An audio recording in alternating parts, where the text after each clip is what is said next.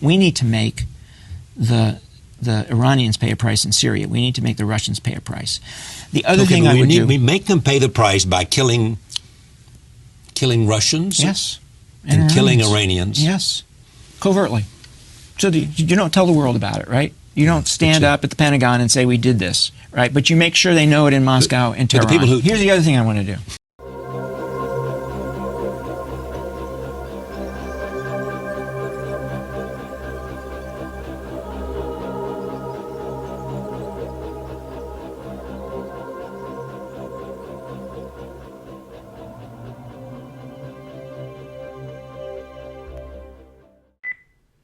Well, hello, that's me again. Today is June 26, 2025. It is Thursday, I believe.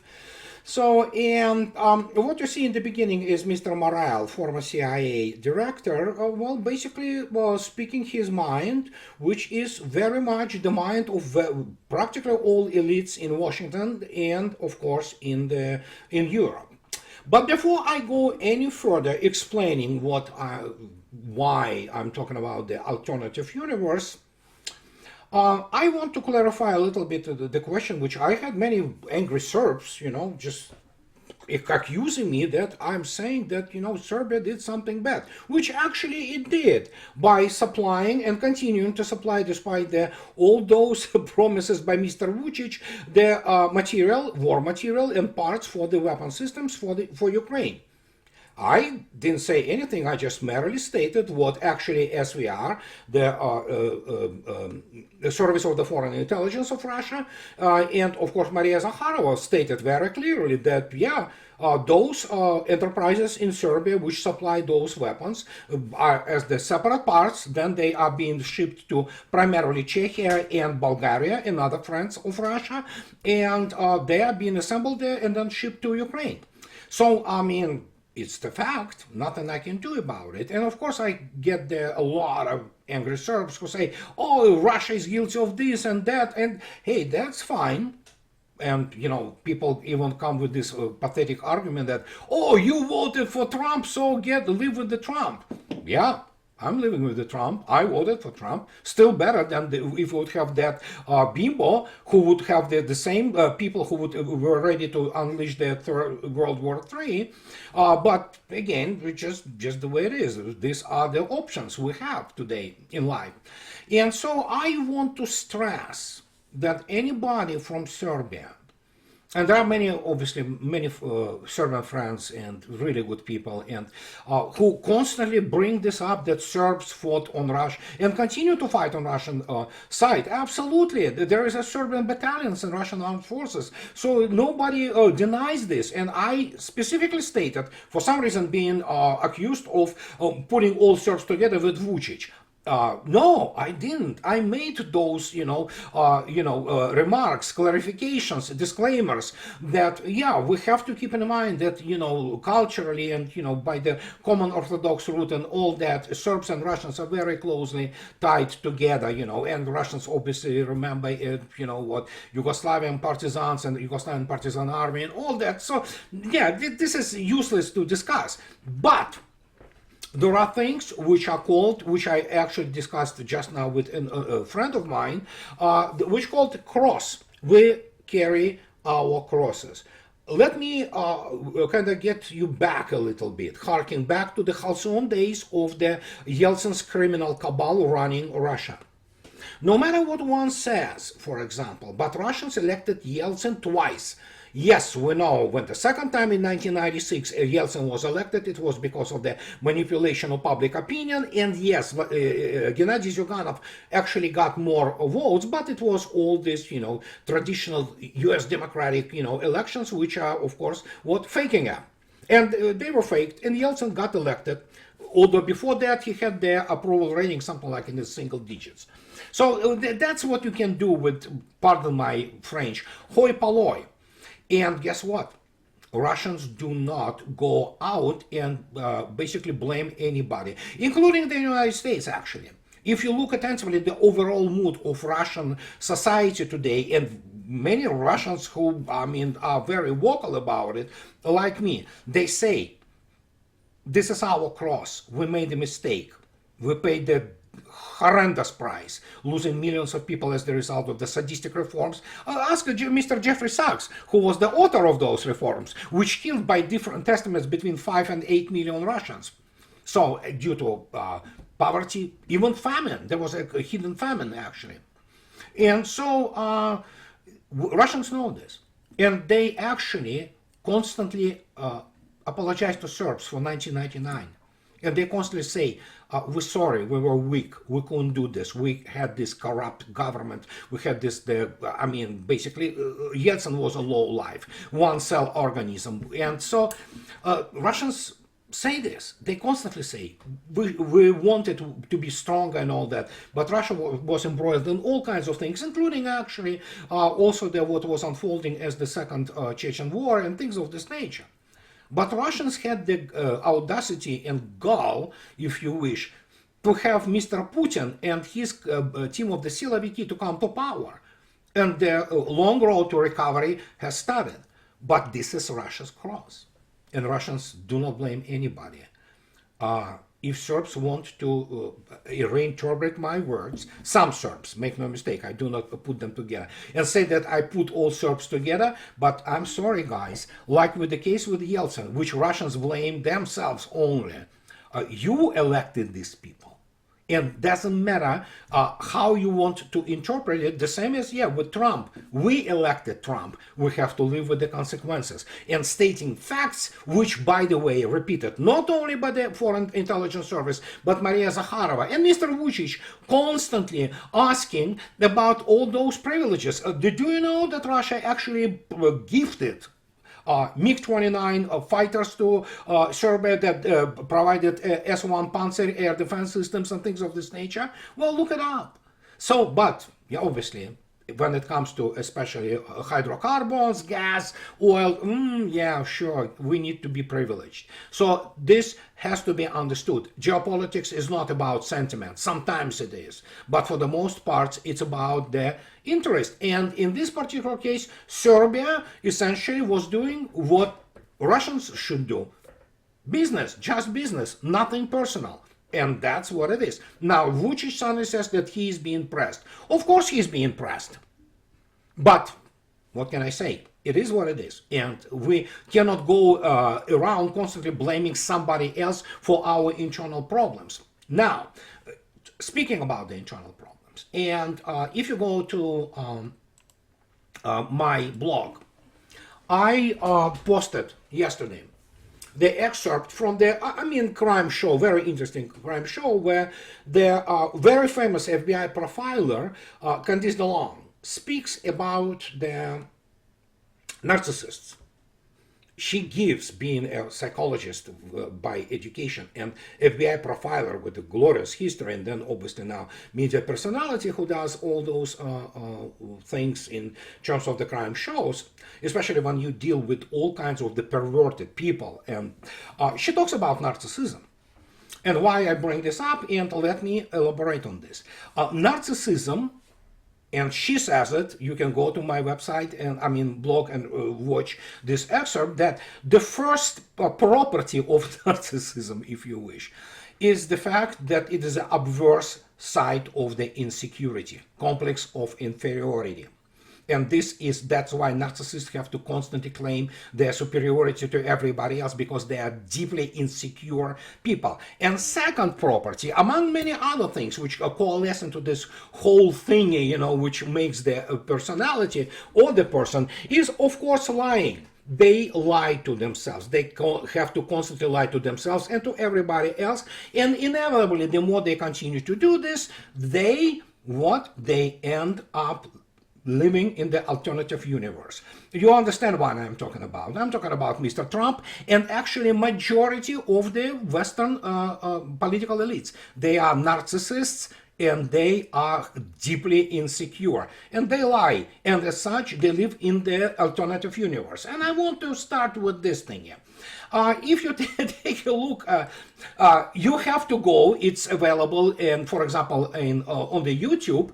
So Mr. Trump, during this NATO summit, which is a catastrophe, and there's no really need to discuss it that much. He talks about with some Ukrainian BBC journalist from Kiev. So it was, they call it touching moment and things of this nature. And then he says that as RT reports that, Trump to consider future of Ukraine aid. Speaking at a press conference in The Hague after meeting with Ukraine's Vladimir Zelensky on the sidelines of NATO summit, Trump was asked by BBC Ukraine journalist whether Washington would be providing the missiles. And he talks that the systems are very hard to get, he replied, adding that the US also needs them. Noting that some Patriots were being sent to Israel, Trump said the administration would see if it can make some of them available. And he talks about, all kinds of things of this, BS. And then what is not reported by RT, he comes up with the amazing thing, speaking to this journal, and he talks this in front of the whole world with a bunch of the journalists, and the media around the world. He talks about, Patriots are good, 100% effectiveness. Okay. I know, for example, the best air defense systems in the world, which are not American but Russian, they don't have 100% effectiveness. No system does. But Mr. Trump, being a narcissist that he is, and being in a constant dick measuring contest with Vladimir Putin, he come up with the new technological achievement. Evidently, Patriot, which is the laughed at by Russians, for example, is now 100% effectiveness. And this is the constant, essentially, necessity for Trump to lie, because he needs to constantly reestablish himself as the big guy. This is the first immediate indication of the very serious insecurity. And the man who, we voted for him. He's not presidential material. But guess what? The alternative was, he was a lesser of the two evils. And obviously, if you think that we shouldn't be ashamed of it, of course we should. But again, at least he didn't start the World War III yet. But let me put it this way. After especially those reports of all those clownish agencies and institutions of the West that Iran has been defeated and its nuclear program was defeated, which of course, creates hysterical laughter. They lie. This is the only thing they can do, because they have been brainwashed so much. And then you take a look at either Trump or any of them from his administration, or for that matter, let alone those Europeans who are pathetic. They call, Trump daddy. Yeah, he is daddy. They will lick, his boots as long as the United States needs to. So you see yourself what we are dealing with, and we are dealing not with adequate, normal people. And if anybody, as Mr. Trump during his press says that, if Putin comes to the negotiations in Istanbul, I will come too. Dude, you have no credibility. Putin is not going to talk to you. There will be some phone calls, but there's nothing to discuss with the people who are liars, cheaters, and obviously narcissists who won't keep their word. Because, and not to speak about the fact that not only Trump, but Pentagon, CIA, all those people, they live in the alternative universe. They do not understand what is happening around them, and they can only reproduce lie after lie after lie. While we speak about it, so how to put it? Here's how Russians actually reported on his press, and let me put it this way. Here's Mr. Trump's assessment. As you can see yourself, key points. His promise to end the war by Ukraine 24 hours in the West was as sarcasm. So, of course, sarcasm. No, I think he believed that he can stop the war in 24 hours. And he actually could. But he did nothing to stop the war. And guess what? Now it is his war. It's not Biden's war anymore. It is Trump's war. And that tells you everything what you need about his statesmanship qualities, which there are none. The guy only cares about how he looks like, and he constantly needs to reinforce his very fragile ego. And so it was sarcasm. Well, then it was 100 days, remember? Well, we are past those 100 days. We are now at the half a year. Okay, 170 whatever the days, and still no result. And he now talks about that he will support Ukraine. Of course he will, because he has no option. And the only talk about peace he makes, it's lie, and damn lie. And this is all about the situation of he thinks that what makes America great. He has very bad understanding of this issue. So, and he also says that the solution to the crisis was not as easy as he hoped. I'm very surprised. I thought the settlement would be easier. Well, again, you have to understand, Mr. Trump believes, as do most of the US military and those intelligence services, that Russia sustained 1 million casualties, that Russians are actually using the human wave tactics and things of this nature. It tells you about extremely low professional level of the intelligence and military professionals, but it also tells you about their very, very serious, fragile egos and narcissism, because the United States convinced itself that for some reason it is the finest fighting force in history, which it's not and never was. But here we are, and as the result, we begin to live in the actually asylum. And, well, we have also idiocracy, with, if you wish, of course, thanks to Mike Judge and his genius work of cinematography. And this results in those people not understanding. If you go and watch, for example, what Candice DeLong, who understands this issue way better than me, she is a professional profiler, she explains this. Obviously, Mr. Trump personally is not deadly narcissist, but he has narcissism in the extreme. So does basically majority of the elites in the West. All politicians, they do have a sort of narcissism. You have to be a narcissist to think that you can go and and they lust power. That's what they want. They need power to reinforce their fragile ego. I don't know, small dick maybe, so that's the possibility. It's the same like people who sit on welfare, for example, especially some immigrants. They sit on welfare, but they try to buy some BMW, and many of them do. So that explains to you what is this all about. And we constantly face this situation. And the same goes if, for example, when we talk about, let's say, Great Britain or United Kingdom, if you wish, we continue to live in this absolute panopticon, the asylum, and here we have this grandiose statements from United Kingdom. As you know, Europe wants to really rearm itself. This all useless talk about the 5% of the GDP and things like that, absolutely meaningless talk. But look at this. Here we have the United Kingdom stating, by Deborah Haynes, whatever, that's Sky News. That's from Sky News.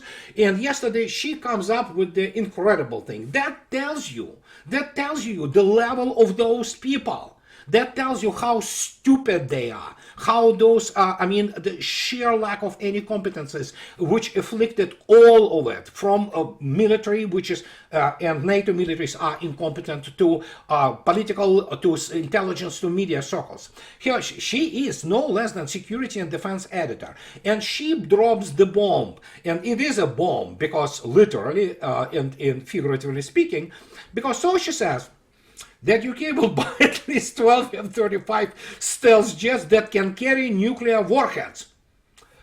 This is the first time when I hear that the aircraft can carry the warhead, nuclear warhead. Well, especially if the 12 aircraft such as F-35, which is a lame duck, it's a basically shameful thing, it's the technological gizmos, which is a laughing stock now. And so what we have here is this. So, for some reason, Sky News thinks that buying 12 essentially already technologically obsolete F-35 fighters, that Sir Keir Starmer told the summit of NATO allies in The Hague that the new squadron will join an alliance mission that can be armed with US nuclear weapons. And so, what nuclear weapons are they talking about? let me put it this way, and again, it has to be understood how those people, they don't know themselves, and they basically keep their hoi polloi essentially in the state of the constant excitement and confusion. That, yeah, they can carry, as any F-35, 12 F-35s, it's just laughable, they can carry B-61 bombs, including their latest iteration, which is still B-61 bomb. And guess what? It is free falling. It's a gravity bomb. In other words, if you want to bomb anything with this bomb, which is nuclear bomb, you literally need to get into the airspace, defended airspace of your enemy, get over the target, and drop it there. How do you think, what will be the percentage of the success of F-35s trying to drop something nuclear on Russians? Well, about zero. And because they will be shut down, if not by a Russian Air Force, then of course by Russian air defense. But these people, yes, they really believe this. They really live by this type of the lies and semi-lies, semi-truths, and as the result, they eventually begin to buy it into themselves because they are not very high-level professionals, and as the result, we have this absolute madness which is happening in this, not only media, but in the political field, and as a result, they believe, for example, that Iran nuclear program was, well, how to put it politely, destroyed. It has been already debunked by pretty much anybody, including Iran. But for Iran, there is a very big lesson. As you already know, I already spoke about it. Mr.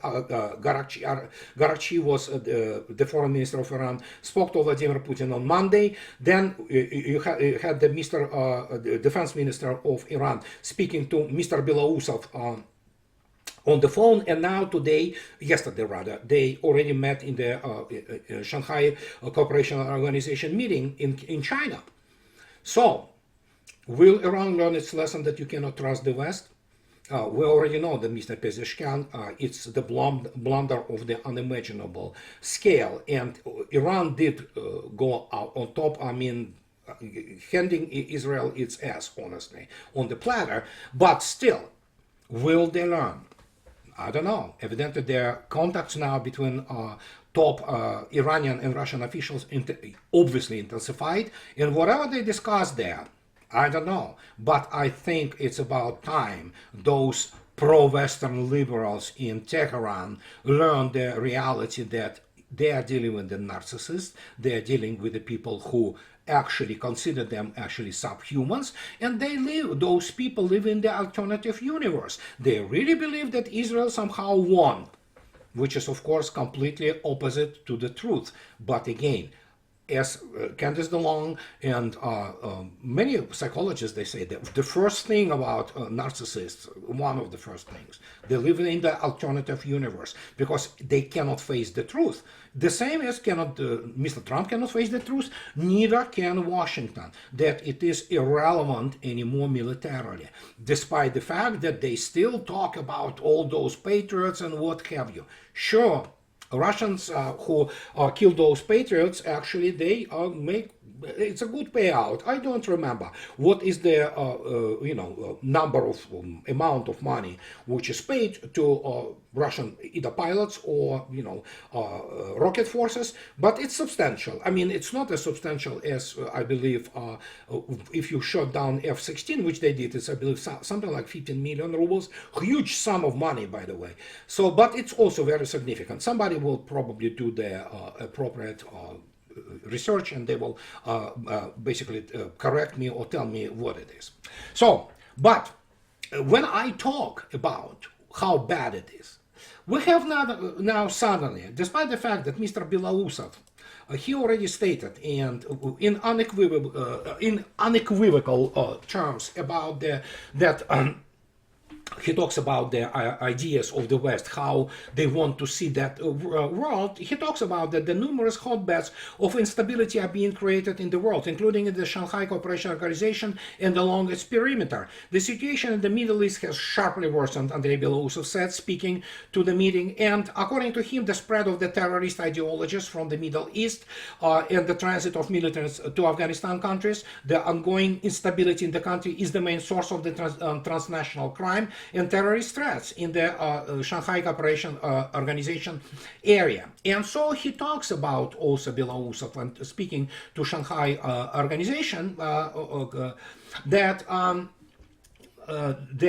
during the meeting, the head of Russian military department specifically focused on the conduct of the special military operation in Ukraine, and the Russian armed forces are conducting successful offensive operation. But as you know, they actually NATO militaries, they invented the new type of the Ukrainian offensive operation. Ukrainian offensive operation is the operation which actually moves away from the front line, inside to the rear. So, and they call it, So I do not have words to describe it because it's very difficult to actually comment on mental illness which afflicted the Western civilization, which is currently in the process of the decomposition. And so Belousov particularly emphasized that realizing the inevitability of defeat, the Kiev regime, with the support of European sponsors, is relying on terrorist acts. Yes, NATO cannot fight combined arms war, which is required for the total military victory. The only thing they have in their arsenal is Mr. Morel, clandestine killing of Russian, terrorism. That's what they're good at. Washington and, well, basically Brussels. That's what it is. And Belarus speaks about it in openly. So, and he talks about obviously strengthening the cooperation within the Shanghai Cooperation Organization, and as if trying to contradict to European Union, the teller boy and another man-child next to Trump, suddenly Mr. Macron says the EU must prepare to talk to Russia. Yeah, sure. According to Macron, despite being fully committed to boosting military capabilities within NATO, which is not going to happen, and that's the separate issue, the bloc's European members have no wish to endlessly arm themselves and should in the near future negotiate a new security framework with Moscow. We are not going to go towards an endless escalation, towards more armament. Oh yes, you will, but how? That's the whole thing. But we must arm ourselves because today there is a gap between our level of armament and that of Russia, and that poses a threat. So, and yet he wants to talk to Russia. He is absolutely correct that there is a gap. And there is a gap not only in European NATO, there is a gap. US military is not in the same league, with the exception of the US Navy, which is still a very impressive Navy, despite all kinds of problems, befalling it. But Mr. Macron evidently doesn't understand what he's talking about, because the whole idea and whole 5% GDP thingy is a Trump's idea of how to squeeze Europeans for the last cash to make America great again. He's not going to be making this too, because they all live in the alternative universe. And when I say that United States lost the arms race, this is exactly what have happened. It's the TOE, Table of Organization of Equipment, from 1990s. In terms of operational planning, it is laughable. It's the horizon of planning probably months. Instead of Russians, they do it for decades. So, but yeah. You cannot explain this to people who are narcissists. They live in the alternative universe, and people who surround them, they also are the same. Otherwise, they wouldn't be at near the levels of power. And when we talk about, again I speak about this non-stop, many people do not understand the catastrophe, technological catastrophe, which befell the United States. And this is not only the fact that the United States will not be able to close, for example, the gap with Russia with both hypersonic weapons. Russians already have the second generation of hypersonic weapons coming up. And with air defense, the United States is not even in the same galaxy. Here we have the Federation of the American Scientists. And by God, I spoke about this before. Now look what they are talking about. They are talking about this, as they call $200 billion boondoggle. we're talking about the Sentinel. And look what they say. This is Federation of American Scientists, which produced this report just recently. I believe it was like a few days ago. So, on April 16th, article from Defense Daily, remember I commented on it, broke the news that the Air Force will have to dig new holes for the Sentinel silos. The service had been planning to refurbish the existing 450 Minuteman, this is the main intercontinental ballistic missile in American arsenal silos, but recently discovered, as noted in a follow-up article from Breaking Defense, that the silos will largely not be reusable after all. And so they talk about this news comes shortly after a report that the Air Force is planning to extend the life of the currently deployed Minuteman III ICBM until at least 250, roughly 20 years beyond the intended service lives, due to delays in the Sentinel program. And they talk about that the report on Minuteman life extension likely made them pause and recall the common refrain from Sentinel proponents over the years that life-extending Minuteman III missiles would be too expensive or even impossible. And so they describe this, well, it's catastrophe. United States, for example, United States needs its own nuclear deterrent. But Minuteman is actually, it's the 1970s missile, and United States doesn't produce them anymore in the proper numbers.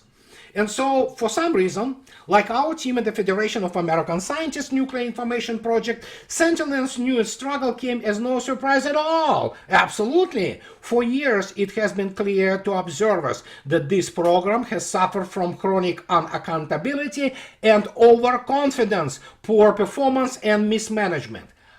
Do you want me to talk to you about the overconfidence and why the United States cannot win the war and lost the arms race? Here it is. I highlighted it for you. How about we start with the F-35?